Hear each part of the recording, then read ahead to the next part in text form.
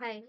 आज आपण इंटरव्ह्यूसाठी कोणते-कोणते प्रश्न विचारले जातात किंवा इंटरव्ह्यूसाठी कसं प्रिपरेशन करायचं हे बघणार आहोत. आता इंटरव्ह्यूसाठी जेव्हा आपण प्रिपरेशन करतो तेव्हा आपल्या मनात साहजिक थोडीफार भीती असते.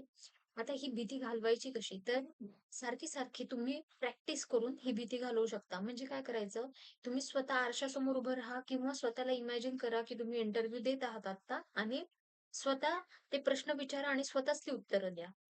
आता इंटरव्ह्यूमध्ये सगळ्यात पहिला कॉमन क्वेश्चन असतो. सगळ्यात पहिला फर्स्ट कॉमन क्वेश्चन असतो. टेल मी अबाउट युअरसेल्फ म्हणजे स्वतःबद्दल काहीतरी सांगा. तर जर हेच प्रश्न तुम्हाला इंग्लिशमध्ये विचारले असतील, तर तुम्हाला थोडी आधी प्रॅक्टिस करावी लागेल. जर मराठीत असेल तर अगदी सोपं असतं. पण तरी सुद्धा त्याला एका व्यवस्थित वाक्यामध्ये बसवणं हे सुद्धा अगदी महत्त्वाचं असतं. आणि हे सगळं फक्त आधी प्रॅक्टिस करून मगच येतं. आता पहिला प्रश्न जेव्हा तुम्हाला विचारतात, टेल मी अबाउट युअरसेल्फ म्हणजे स्वतःबद्दल सांगा. तर हा प्रश्नाचं उत्तर तुम्ही अत्यंत कॉन्फिडेंटली आणि व्यवस्थित दिलं पाहिजे. कारण का स्वतःबद्दल जेव्हा तुम्ही अगदी कॉन्फिडेंटली बोलता, त्यावेळेस समोरच्या व्यक्तीला ऑटोमॅटिक तुमच्यावरती विश्वास येतो. आणि अगदी स्वतःबद्दल बोलायचं म्हणजे आधीच आपण कन्स्ट्रक्शन करून ठेवायचं. जसं मला जर हा कोणी प्रश्न विचारला, तर मी काय सांगणार? Myself CA Pooja Sudham Jagtap. I'm a qualified chartered accountant and I am born and brought up in Pune. I'm a commerce graduate from Pune University. म्हणजे काय मी तर इथे पूजा सुदाम जगताप माझं पूर्ण नाव आहे. मी पुण्यामध्येच वाढलेली आहे. पुणे युनिव्हर्सिटीमधून माझं कॉमर्स ग्रॅज्युएट झालेलं आहे. ते हे जे फंडामेंटल्स आहेत ना, हे वाक्य अगदी व्यवस्थित तयार करून ठेवा स्वतःविषयीची.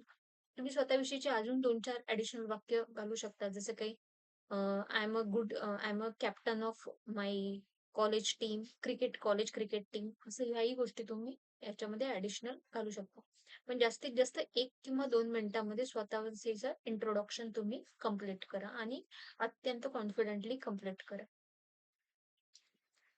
आता सेकंड प्रश्न तुम्हाला विचारला जातो. Tell me about your educational background and experience. आता तुमची एज्युकेशनल अकॅडमिक्सची बॅकग्राऊंड सांगा आणि तुमचा एक्सपिरियन्स सांगा.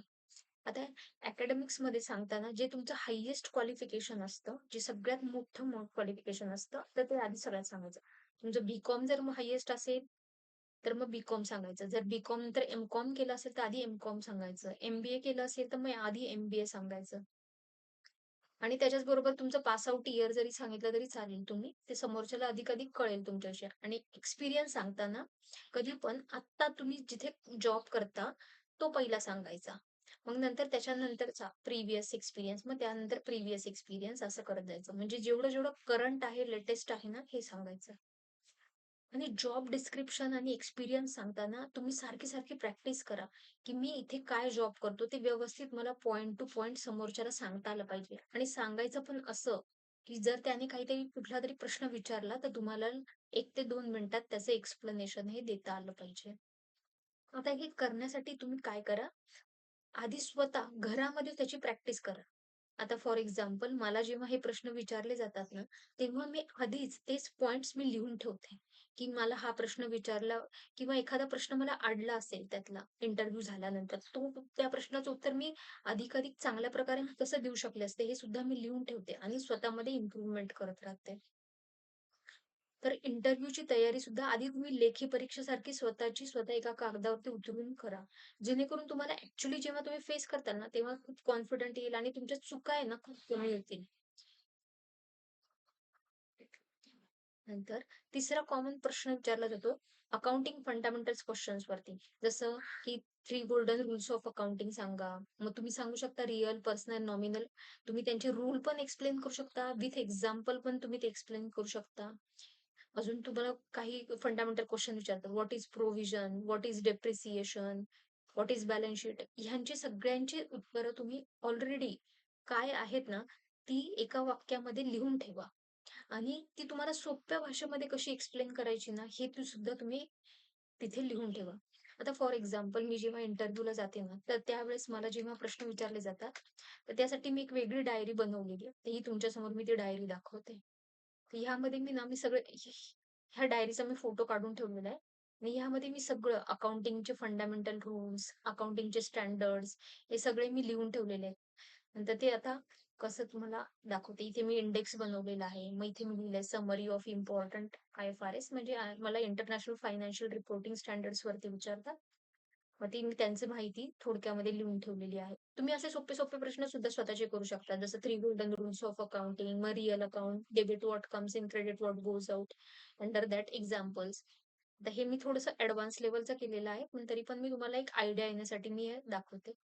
मग ह्या स्टँडर्डमध्ये काय-काय दिलेलं आहे, हे मी माझ्या सोप्या अगदी भाषेमध्ये, नंतर काही-काही इम्पोर्टंट वाटलं मला त्याचं मी अंडरलाईन करून किंवा वेगळ्या कलरचा पेन वापरून, जेणेकरून मला ज्यावेळेस मी इंटरव्ह्यूसाठी जाईल ॲक्चुअली, त्यावेळेस जर मला रिव्हिजन करायची असेल, तर मला फास्ट 1-2 तासामध्ये रिव्हिजन करून सुद्धा मला हे करता येईल. अशा पद्धतीने मी हे तयार केलेलं आहे.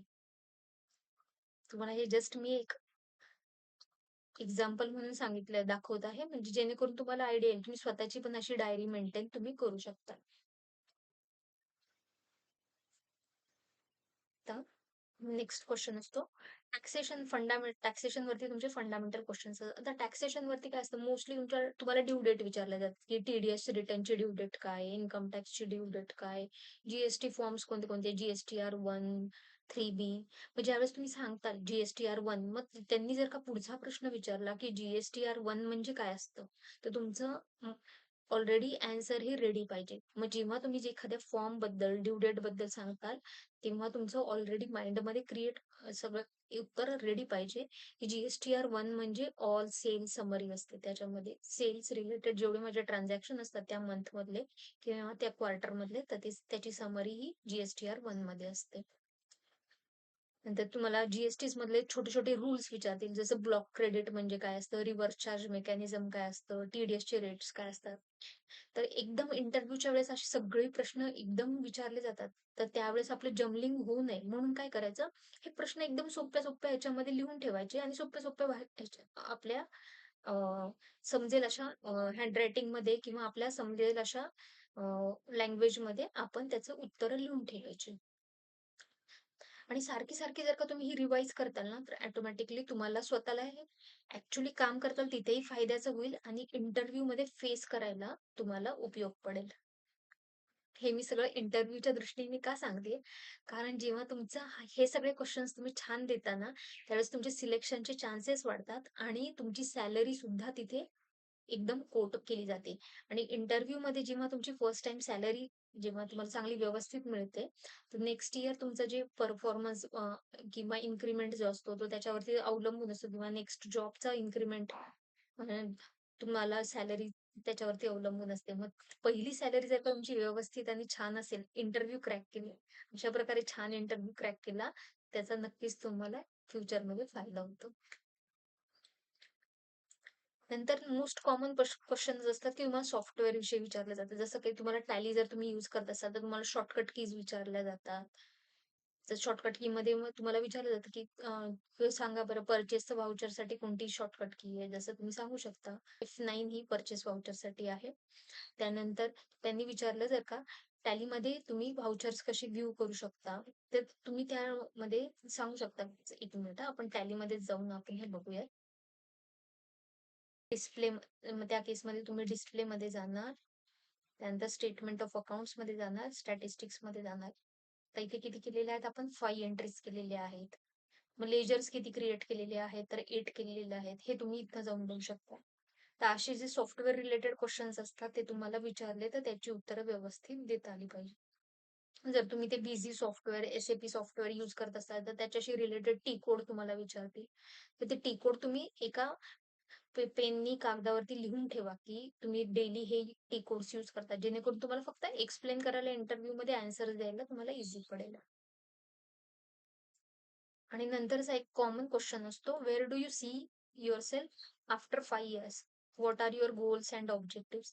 तर हा क्वेश्चन पण एकदम चांगला तुम्ही प्रिपेअर करून ठेवा. कारण का काय होतं, खूपदा ते लोकं विचारतात, त्यांना बघायचं असतं, की समोरचा जो कॅन्डिडेट्स आहे ना, तर त्याचं व्हिजन काय आहे? त्याचं फ्युचर काय आहे? त्याला तो स्वतःविषयी काय विचार करतो?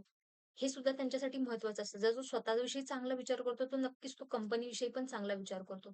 जर तो स्वतःला पुढचं 5 वर्षांनी भविष्यामध्ये मी कुठे असेल याचा विचार करतो, तर नक्कीच त्याला चांगलं एक व्हिज्युअलायझेशन आहे, व्हिजन आहे त्याच्याकडे आणि हा चांगला कॅन्डिडेट आहे, हे ते ठरवतात त्याच्यावरून. त्यामुळे हा एक अगदी सोप्पा वाटणारा जरी क्वेश्चन असला, तरी तुम्ही नक्की याच्याविषयी विचार करा.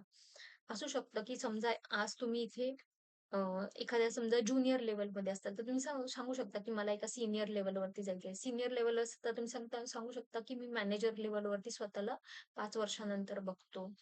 किंवा जर का तुम्ही खूप तुमची चांगली प्रॅक्टिस झालेली असेल अकाउंटिंग करतो, तुम्ही सांगू शकता, की 5 वर्षानंतर मला स्वतःचंच ऑर्गनायझेशन अकाउंटिंगची फर्म ओपन करायची आहे. तर अशा गोष्टी तुम्ही हे तुमच्या तुमच्या एक्सपिरियन्सनुसार तुम्हाला जी व्हिजन आहे, ऑब्जेक्टिव्ह आहे, त्यानुसार तुम्ही करू शकता. पण इंटरव्ह्यूची प्रिपरेशन का इतकी चांगली करा सांगते, कारण ह्यावरनं तुमची सॅलरी ही डिटरमाइंड होते आणि एकदा सॅलरी तुमची तिथे फिक्स झाली, तर कमीत कमी तुम्हाला 6 महिने, वर्षभर चेंज ती सॅलरी करता येत नाही किंवा इन्क्रिमेंट त्यामध्ये घेता येत नाही. पण जर का इंटरव्ह्यू छान झाला असेल, तर तुम्ही तिथे जी सॅलरी तुम्ही त्यांना सांगणार, ती त्यांना द्यावीच लागते मग त्यावेळेस. कारण समोरच्याचं इम्प्रेशनच इतकं छान आलेलं असतं ना, की त्याला वाटतं की हां, ठीक आहे, थोड्या पैशांसाठी आपण हा चांगला कॅन्डिडेट आता सोडायचा नाही. म्हणून जितकं तुम्ही मनापासून काम करता, तितकं मनापासून ह्या गोष्टीसुद्धा तुम्ही इंटरव्ह्यू प्रिपरेशनच्या करा. जेणेकरून तुम्हाला अधिकाधिक फायनान्शियली तुमची पण ग्रोथ होईल. कमेंटमध्ये तुम्ही मला एखादा तुमचा नवीन टॉपिक हवा असेल तर सांगा. मी नक्की त्याच्यावरती नेक्स्ट व्हिडिओ बनवेन. व्हिडिओ आवडल्यास लाईक करा आणि तुमचं पण एक अकाउंट इथे ओपन करा चॅनलला सबस्क्राईब करून. थँक